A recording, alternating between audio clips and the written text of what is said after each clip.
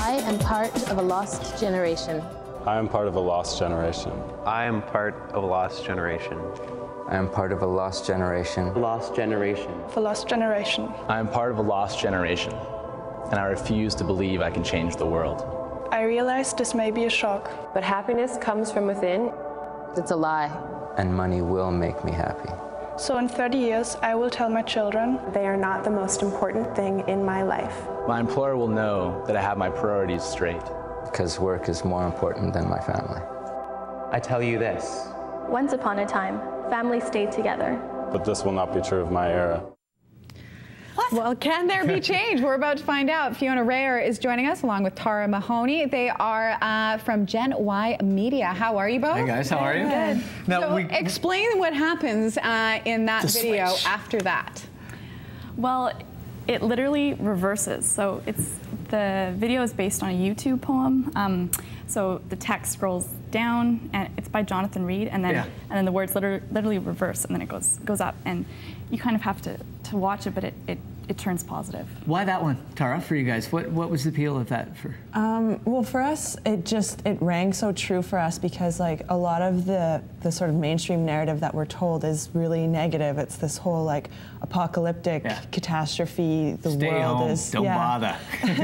And for us being young people, it was just like, what else is there? Like, and with the poem, the way that it switches, it's kind of like, for me, it was like, well, it's kind of just a personal choice that you make depending on how you look at things. Right. So when the poem switches, it kind of reminded me of just a personal switch you can make. And it's your choice, basically. Exactly. And we sort of thought there's a reason why there's like over 10 million hits for this poem or something on YouTube. Like something about it resonates with people. So that's why we chose to remix it. Maybe you can elaborate a little bit on Generation Y, Gen Y, as you guys call it, and what your message is, Fiona. Yeah, well, the project is a creative endeavor that aims to articulate a positive narrative for our generation. So we use media, we use public art, we use events and workshops to kind of foster a civic body that reimagines society based on a narrative that represents our generation. Yeah. Well, and when you talk about archetypes and stuff, Tara, maybe you can explain this a little bit more, because there's a nice tie into your field of study and how this works with Gen Y and what you guys are doing. So tell us about that and how generational shifts sort of occur and what they do. Sure. Well, the project is based in generational theory, which is a sort of a social sciences theory that was put forth by William Strauss and Neil Howe, who are sort of the authorities on generational theory. And what they say is that generations reoccur in cycles of 4. So, and every 4 generations, a hero generation is born. So the last hero generation was the GI generation, who came of age during the Great Depression and World War II. And they say that one of the most prevailing characteristics of a hero generation is that they come of age during a time when a time of great crisis, so that there's a collective consciousness that's more willing to accept kind of radical shifts in social structures. Changing social structure, changing the world, basically.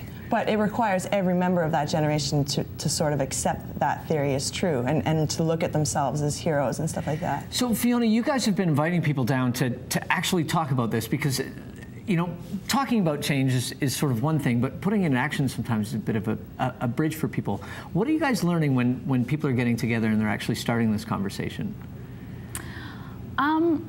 Well, we're learning that the Gen Y is, it's sort of like something that people can relate to, and they can look at it and go, yes, that's what I believe and that's what I feel, rather than this thing over here that's bombarded on us by mainstream media. Yeah. So when we get together, people just, a collaboration happens all the time. So one person over here, maybe an environmentalist will pair up with an artist, and so people from across disciplines kind of get together and reimagine sort of this new way of.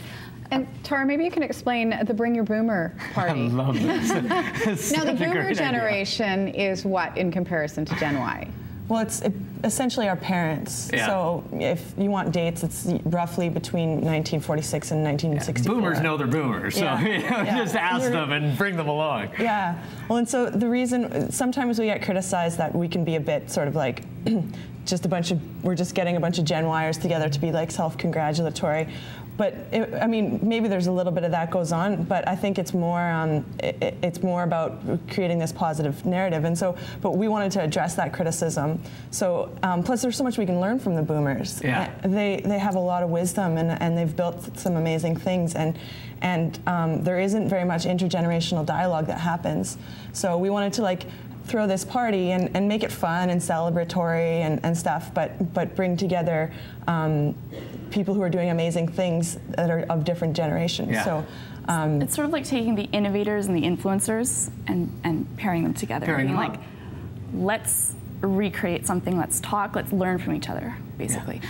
Well, I think when you get slightly removed from something, like even us, we'd be a generation before Gen Y, so Gen X, I guess, to sort of label everything. But you know, you become entrenched in the system a little bit, like you become part of it, and you have those hopes and aspirations for a better world. You want it to happen, but it's tough for you to move when you get into that stage. So when you see people that have the opportunity to actually act, understand media, understand social structures as they're being reimagined, it's really nice to see that people are sort of working towards something. You know what I mean? Does that make sense? Well, then what we're finding too is that what resonates with a lot of people is the positivity of it. So it's like it's a nice alternative, and it's just like, why? Personally, I don't understand why everybody accepts that everything has to be this negative narrative all the time. It's like, since when is that true? I mean, most of us live our lives. It's hard to convince people to make change if everything's the negative, because then you get what Mike said at the beginning, the why bother. Yeah.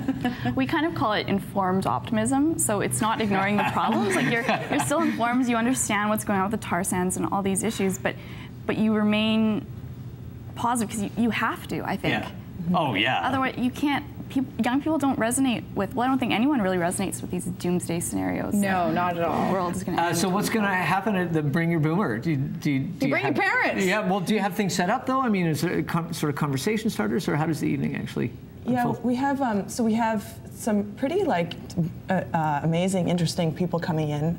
Ken Lum, the artist, the Vancouver artist, is going to be speaking with Lee Christie, who's the founder of a community arts organization called Eat Art. And so that's one example. They're going to be talking about along themes of like technology, the environment, progress, that kind of thing, and asking each other 5 questions. So they're allowed 5 questions. Do they get the questions beforehand, or is it surprise? No, it's surprise. Oh, that's even better. Yeah, that's but awesome. They know the themes, and they've all spoken to each other. Each duo has a somewhat relationship with each other. Yeah. Right. So, they'll ask each other the 5 questions, and then we'll do a little bit Q&A from the audience, and then there's music, and there's gonna be artisans and like drinks and food and stuff like that. Well, cool, if you want to join into awesome. the dialogue, you can check it out. It's happening. The Bring Your Boomers party is happening March the 12th at Vivo Media Arts on Main Street. So if you want to check it out, just go to the website. Thanks, you guys. Thanks, you guys. Congratulations. Thank you. Really cool idea.